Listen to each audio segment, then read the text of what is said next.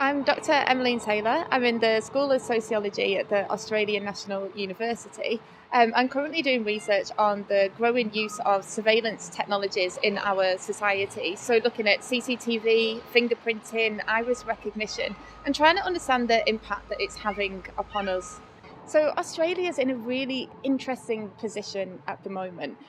It's not showing the same appetite for surveillance technologies in schools as the United Kingdom has, but it is beginning to tentatively follow in the footsteps. And so we have, for example, in New South Wales, we have 50 schools that have implemented CCTV cameras and looking to extend their coverage.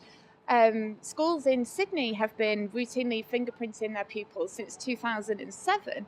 And so, whilst not showing quite the same level of appetite, where the cause for concern lies is that it's similar to the UK in that this is taking place without any public debate, and a lot of the time a lack of public awareness that these technologies are being used in our schools.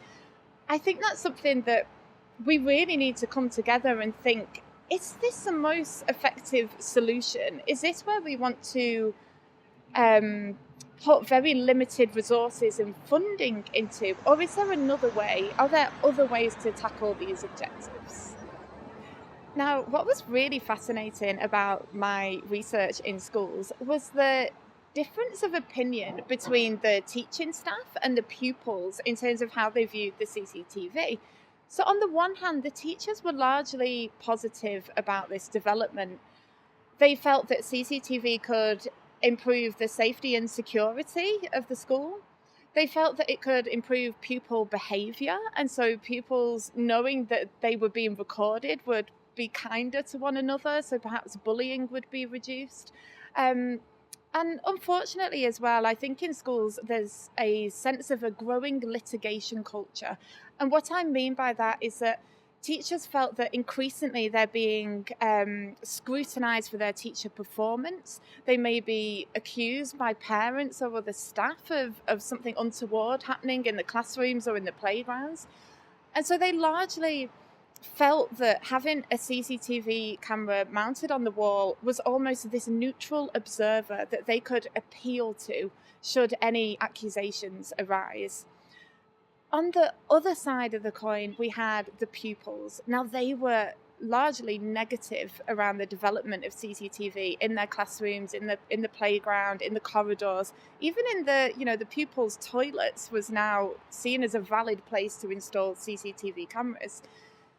Now, they were largely negative because, as with most of the general public, we associate CCTV with criminals. The cameras are there to catch offenders. And so suddenly the pupils were thinking, what's happening here? Why are the cameras being turned on us? And they felt that they were being criminalised and that there was a growing mistrust and suspicion around the way that they were interacting in schools. Now, aside from that as well, let's not forget this is, an educational environment.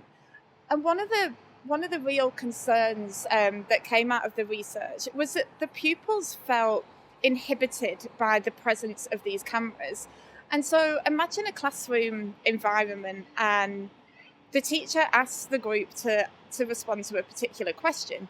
Now, already when you're 11, 12 years old, it can be quite a daunting prospect to get an answer wrong in front of your friends, in front of your peers, and in front of the teacher. But now imagine the idea that there may be a permanent record of this. The pupils felt that there was this chilling effect that had descended upon them. Nobody wanted to interact in a natural way anymore. So for a learning environment, that was really quite a concern from the research. One of the main reasons that schools put forward as to why they justify the growing use of CCTV is to tackle bullying. And obviously bullying is a very serious issue in the United Kingdom, in Australia, in countries all around the world. There's this real need to address a growing trend towards bullying. But I wonder whether the use of CCTV is slightly misplaced or slightly misunderstood in this respect. So the teachers, again, being largely positive of the use of cameras, felt that somehow having CCTV would reduce the number of incidences of bullying. But when we then spoke to the pupils and said, is this the case? Do you feel safer? Overwhelmingly, they said no. And there were some very clear reasons for this. So whereas once they felt that the bullying would take place in the corridors, in the classrooms, in the playground, once the cameras had been introduced, they felt that it was being displaced, so beyond the school campus, where there wasn't any teachers or members of staff that could intervene. So they actually felt it was heightening the risks for them, for those pupils. So one of the things I think that really needs to be explored is actually the reasons and objectives that sits behind a school's decision to implement these technologies. Now, quite often we find that a school is being offered a budget in order to install CCTV from either local or state government. Sometimes we find that schools are being donated quite expensive equipment from various companies that are interested in almost testing out these technologies on a unsuspecting population of people. And who better to choose than school children who don't necessarily, or aren't necessarily fully aware of their rights, don't necessarily have the ability to question whether they should be a valid target of these new technologies or not. Now, that's the more cynical side, I guess, in terms of why we're actually beginning to use, fingerprinting and CCTV increasingly. There's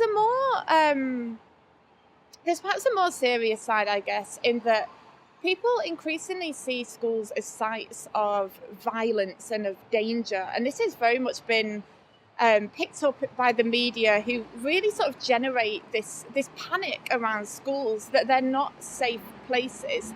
And I think that's something that really needs to be explored in greater detail, because we're in danger, particularly in the United Kingdom, of turning our schools into environments that are not conducive to education. We're turning them into fortresses. Some of these schools have more CCTV cameras than the local prison. And what message is that sending out to pupils? To me, it's not demonstrating that we have this trust in them. We don't demonstrate that schools should be sites of education and learning, and that's where the real emphasis should sit.